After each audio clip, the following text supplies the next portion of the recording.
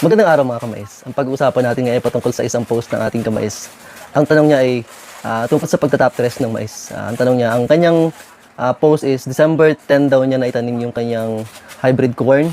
At nag-post siya kahapon lang, December 11.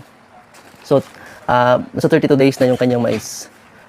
Ano raw magandang pang top dress? Nung i-check ko mga kamais, at ito papakita ko sa inyo yung kanyang picture, yung picture ng kanyang ng maisan. At so far, okay naman yung height ng mais sa 30 days. Pero parang nakukulangan ako doon sa laki ng mga puno. Medyo katamtaman, hindi naman sobrang liit, hindi naman malalaki. Pero katamtaman yung puno ng kanyang mga mais.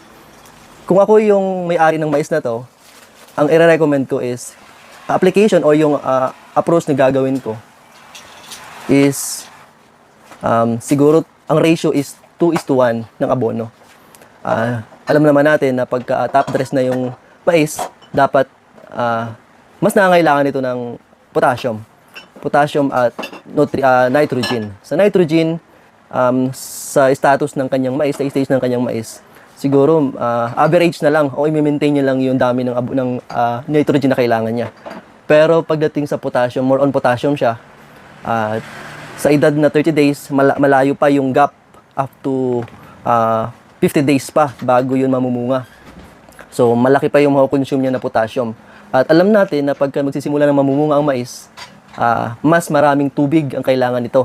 So, tandaan natin mga kamais yun, na pag nagsisimula mamunga ang ating mga mais or flowering stage na siya, mas maraming tubig ang kailangan ng mais. Bakit nga mga kamais? Siyempre, para masupport yung kanyang pangangailangan sa kanyang pagbubuntis. Parang, it's a normal happening din mga kamais tao sa mga ibang pananim natin na pagka namumulaklak ito, namumunga, mas kailangan niya ng mas maraming nutrients. At sa mais, nagdidemand to ng mas maraming tubig. Kaya ang papansin natin mga kamais, the more na mas maraming tubig sa kanyang flowering stage, sa kanyang pamumunga, mas mahaba yung range. Kumbaga bago ito matutuyo. At kung sapat din yung nutrients na binibigay natin sa na abono sa ating mga mais. So yun mga kamais, kung ako yung may-ari ng maisan na yun, yun ang gagawin kong technology, yung approach na technology na gagawin ko. More on potassium ako mga kamais. Yung iba gumagamit ng triple 14 with urea, pure na urea. Dito kasi sa amin sa Palawan, ang mas in demand o mas kilala ng mga fertilizer is 1414, triple 14 at saka sa urea naman 4600.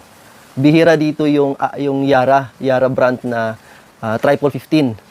So sa top dress ang ginagamit ko triple 14 plus urea.